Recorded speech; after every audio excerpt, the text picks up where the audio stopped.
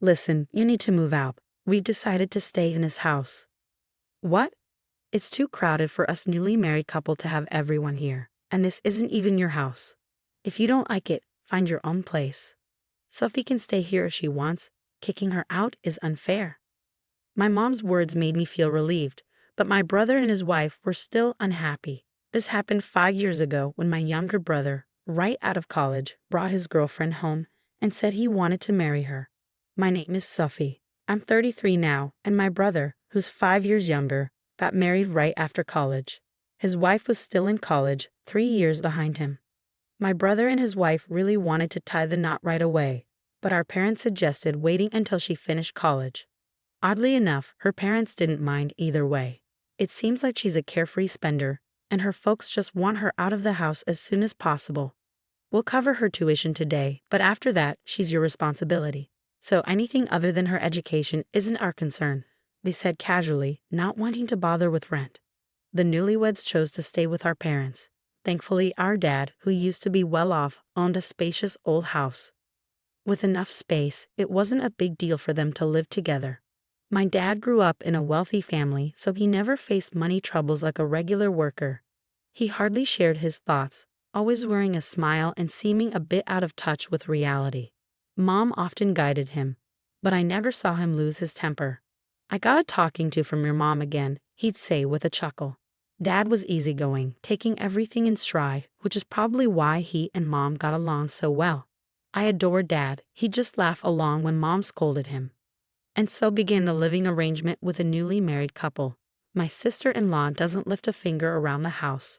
She doesn't even bother with the vacuum or sorting her laundry from ours. Cooking? Forget about it. She waits for Mom or me to make meals. "You could pitch in a bit, you know." I finally snapped, only to be accused of picking on her. "You're intimidating, sis. Maybe that's why you're still single at your age," she quipped, giggling. My brother just joins in her laughter. "At least do your own laundry. Isn't it embarrassing to have someone else wash your underwear, sis?" I thought we were all one big happy family. She'd fake tears for sympathy. My brother always took her side in moments like these. "Sophie, just because Emily is young and cute, don't get jealous and bully her. We're not here to be your servants. Living together means following some rules. Emily's a student, her main focus should be on her studies. We're family, so we should be able to cooperate, right?" He said this without any hint of remorse. Even though Mom suggested they get their own place and help us with rent, he brushed it off. "If we move out, it has to be a fancy apartment. We can't settle for something cheap," such selfishness. When I asked Dad to intervene, all he'd say is, "It's tough for just the two of them to manage. They're still young." And because of that, my brother and his wife felt even bolder. When I hit 30, I got engaged, and it was a stroke of luck. My future husband was a client from work, and we hit it off during meetings. He was thoughtful and kind, so when he asked me out and then proposed, I was over the moon. Finally tying the knot, surprised someone would want you. "Better make sure you don't mess it up," my brother remarked. "Glad you found a buyer. Can't wait for the busybody sister-in-law to be out of our hair." My parents chimed in, blessing our union wholeheartedly. I'd visit my parents occasionally, but my brother and his wife hadn't changed. She graduated the next year but didn't work or help around the house. When I tried to advise her, I was told I was a stranger now and shouldn't meddle. But I had a feeling they weren't leaving because they wanted to keep hold of the family assets. Deep down, they were probably relieved they didn't have to share them with me, now that I was married and gone. However, leaving doesn't mean I forfeited my rights to inherit. My brother and his wife probably understand this, but now that I'm not around, they might feel they can do as they please. When the time comes, I'd gladly give up my inheritance if they take good care of our parents and the house. But for now, I don't see any signs of that happening. About 2 years later, my father's health deteriorated, and he was in and out of the hospital. I pitched in with his care, visiting him as often as I could, but my brother and his wife seemed unconcerned. My father started mentioning his $20 million inheritance, and every time I visited, I noticed my sister-in-law sweet-talking on my father's side, saying, "Hey sis, I'd love to help out too, but Mom handles everything, and I never get the chance." "But you never showed interest in that before, did you?" "That's not entirely true, but don't you think Mom might be trying to keep us out of the loop to control the inheritance? Our parents are really close, and I think Mom wants to handle everything herself. I don't think she's thinking about it that way. Really? So you believe we'll get a fair share when Dad passes? Stop it. Don't talk about such unlucky things. Dad's still with us. I'm really frustrated with my brother and his wife, who seem to only care about money. But it's unclear if my father actually has that much wealth. While her family used to be well off, my father is just a regular salaryman. I can't imagine he has that much saved up. A year later, my father passed away. I hurried to the hospital as soon as I heard his condition had worsened suddenly, but when I arrived, he was already gone. The only solace was seeing how peaceful his face looked. I'm sure he was smiling, being looked after by Mom until the end. You're smiling, right, Dad? You were carefree till the very end. My husband left work early to join me, but my brother and his wife didn't show up at the hospital. When I reached out to my brother, he calmly responded, "If he's already gone, what's the point of rushing there?" My brother and his wife didn't seem to be grieving at the funeral. They were laughing and chatting. Right after the funeral, my brother wasted no time bringing up the topic of inheritance. As a couple, we'll inherit the $20 million from Dad. What? What do you mean? Did both you and Mom give up your shares? Can't we discuss this after the 49th day memorial? The funeral just happened today. Normally, it's better to settle financial matters later. We live in this house as a couple, and I'm the eldest son, so the inheritance is rightfully ours. Bringing this up right after Dad's passing didn't sit well with me. I didn't particularly care about the money, but it angered me that my brother assumed I'd agree with him. Fine, but in return you better take good care of Mom. Who would believe such words? My mother spoke before I could object. It's fine, dear. Arguing about this won't do any good, especially now. But Dad had just passed, and Mom was clearly feeling down. I couldn't just let it slide. This isn't something to decide right now. Let's head home for today, my husband, who had been quietly listening, intervened. I held back until now, but my husband couldn't stand it any longer. That's when we decided to leave. It doesn't feel right, especially after Dad's passing. I understand your feelings, but right now, I'm more worried about your mom. She's usually so strong, but she seems really down. I'm really worried about her too. I couldn't help but wonder why Mom agreed with my brother's stance so easily. Was she swayed by him and his wife? Mom and Dad were always a strong couple. Losing Dad must have hit her hard. Honestly, I'd rather be reminiscing about Dad right now. But my anger towards my brother is clouding everything. Since then, my brother and his wife kept bringing up renouncing the inheritance, but I refused to discuss it until after the 49th day. When the time came, they wasted no time bringing it up again. But once more, Mom urged me to give it up. If Mom says it's okay, then it must be okay, right? Are you sure about this? Won't you regret it later on? After all, Emily is Dad's daughter, so don't worry. Well, yeah, she's your wife. That's not what I meant. I meant she has a right to inherit. At this point, Emily's practically been adopted by our parents. What? I was stunned. When I glanced at Mom, she simply nodded. Adoption by in-laws isn't exactly unheard of, right? It's not common for a bride to be adopted, especially not a son-in-law. If Emily inherits, we'll pay less in inheritance tax than if I were the sole heir. I was shocked that he had thought about it so deeply, wondering when he started planning this. Even more surprising was that Mom agreed. And then they asked me to renounce the inheritance. Maybe Mom, being a mother now that Dad's gone, was worried about the future. But if it's Mom's decision, I suppose I can't argue. So I decided to send in the inheritance renunciation document. I don't want to argue about money anymore. Luckily, my husband isn't one to fuss over it, and he trusts me to make the decision about the inheritance. If renouncing it means Mom can live peacefully from now on, then it's the best choice. About a month later, my sister-in-law called me. It looks like your mom is losing her memory. What? But she's always been so tidy. The house must be a disaster if she's not cleaning. It was hard to believe my mom, who was usually meticulous about cleanliness, could leave laundry lying around and not bother to clean. And after she's just eaten, she yells at me, "I'm hungry. Are you trying to starve me? Can you imagine?" And I'm the one cooking for her. She's turned into a completely different person. Is it true? Have you taken her to the hospital? It seems unbelievable. She gets aggressive when I try to get her out, and it's embarrassing to be seen with her in public. Sam thinks I should just let her be, but I'm the one dealing with her all day and I'm at my wit's end. Honestly, I'm tired of it. So I decided to stop by my parents' house on my way home from work. I was speechless at the sight of my mother, who looked unrecognizable. She was sitting on her bed in dirty pajamas, hair unkempt, with vacant eyes. It's only been a month, but she's changed so much. It's clear she's not herself. Mom, you know who I am, right? What's happened to you? Who are you? My mother asked, tilting her head. This can't be real. I mean, look at her. She should be sitting, right? What's happening? And the room is a mess. How did it get this bad? Well, I don't know about all that, but you guys promised to look after Mom, didn't you? Taking care of an elderly woman isn't part of the agreement. There's no written contract when it comes to caring for parents. What are you talking about? In that case, dear sister-in-law, it's your turn to take care of her. I was going to do that without being asked. Let's go home, Mom, I said, attempting to lead her. But she stubbornly resisted. She wouldn't budge, shaking off my hand. Even when I tried to pull her, she clung to the bed, refusing to move. What's happened to you, Mom? I had no choice but to back off that day. Even when my husband and I returned the next day to fetch her, she still adamantly refused to move. I want to be with your father, she cried. It was hard to believe my mother had become like this.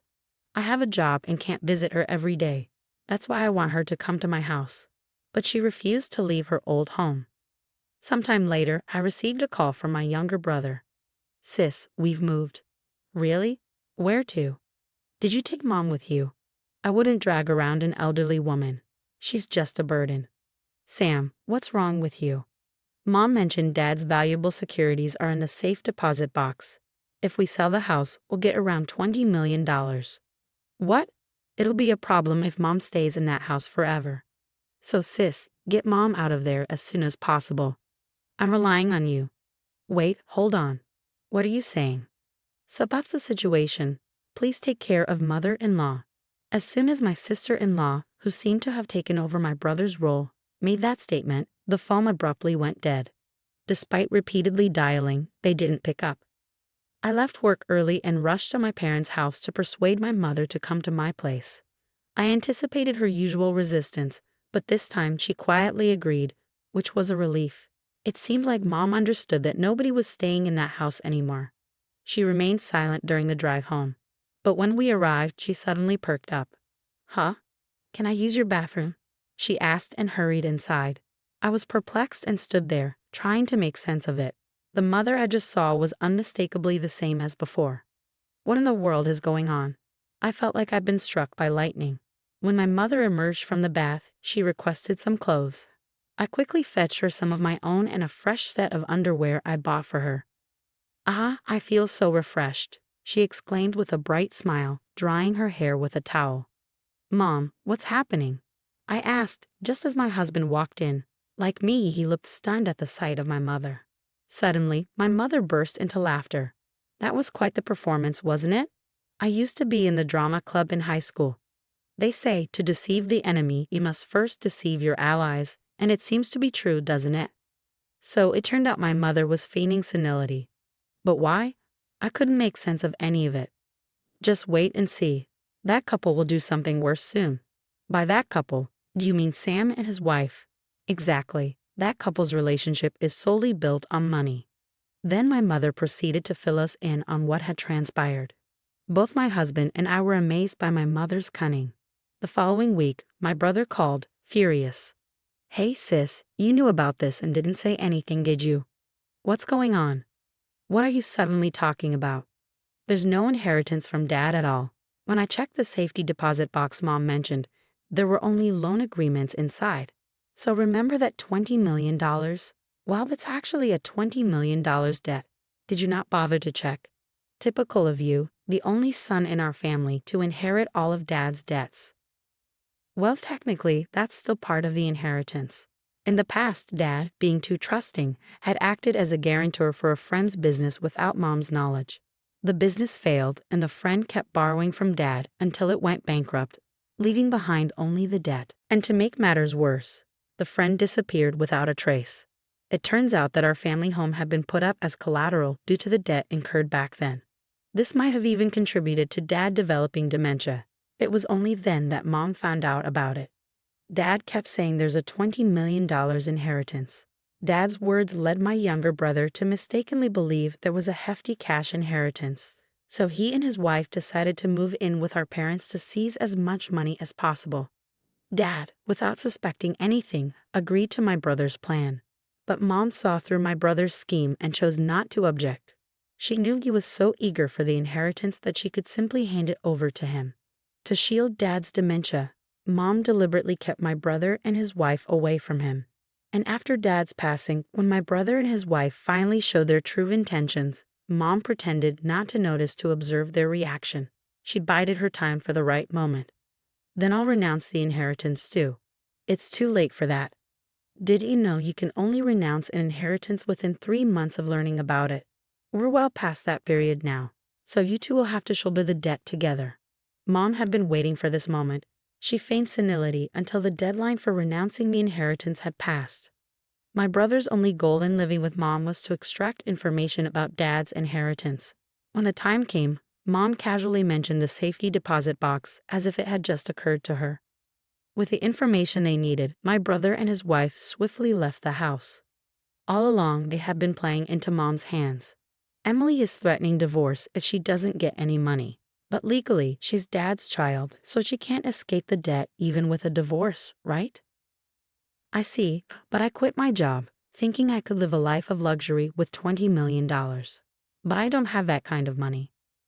Oh dear, you've really gotten yourself into a mess, haven't you? So, naturally you'll help me out, right? Why should I help you? You're the one who pushed Mom and me to renounce the inheritance, so I shouldn't be involved anymore. Well, thanks to you, I'm in this mess. I'm sure Dad is crying tears of joy to have such a dutiful son. Good luck paying back the debt. The family home was seized due to the mortgage, leaving the land and house, worth nearly $720,000, insufficient to cover the debt. My brother and his wife struggled to make repayments while their marriage suffered under the strain of financial stress. As Mom predicted, they eventually divorced, consumed by constant money disputes. Mom agreed to dissolve the adoption, making Emily a stranger to us. She likely hoped this would absolve her of the debt, but reality is unforgiving. Despite the dissolution, Emily still inherited the debt from her father's passing. You deceived me. My sister-in-law stormed in, her anger palpable. However, we hadn't intended to deceive her. Mom was heartbroken to see my brother and his wife happily calculating money instead of mourning their father's death. She remained silent, overwhelmed by their greed. Their behavior served as a cautionary tale of the consequences of unchecked greed. Afterward, my brother continued to pester us for money, prompting us to relocate without informing him. To my surprise, I discovered that Dad had taken out a substantial life insurance policy with Mom and me as beneficiaries. Despite his passing, he had diligently kept up with the premiums. The fact that my brother wasn't listed as a beneficiary left me questioning whether Dad had been aware of the situation all along. Despite his seemingly carefree demeanor, perhaps the true strategist in our family wasn't Mom, but Dad. He had once murmured, "There's a $20 million inheritance. Whether intentional or not, I can't say for certain now. My husband and I used the insurance payout as a down payment on a new home." Meanwhile, my brother and his ex-wife seemed to be working while dealing with pressure from loan sharks. Their troubles were no longer my concern. Even after our move, my brother persisted in contacting us, demanding to know our whereabouts. That's when I mentioned the insurance money. "You renounced the inheritance, so that money should be mine," he shouted. However, inheritance renouncement and life insurance are distinct matters. Unlike inheritance, life insurance payouts go directly to the named beneficiary. I explained this to him and promptly blocked my brother and former sister-in-law's contact details. Now we're enjoying a peaceful life as a family of 3. Mom is thriving both physically and mentally, the epitome of good health. My husband and I pray that she continues to live a long and fulfilling life.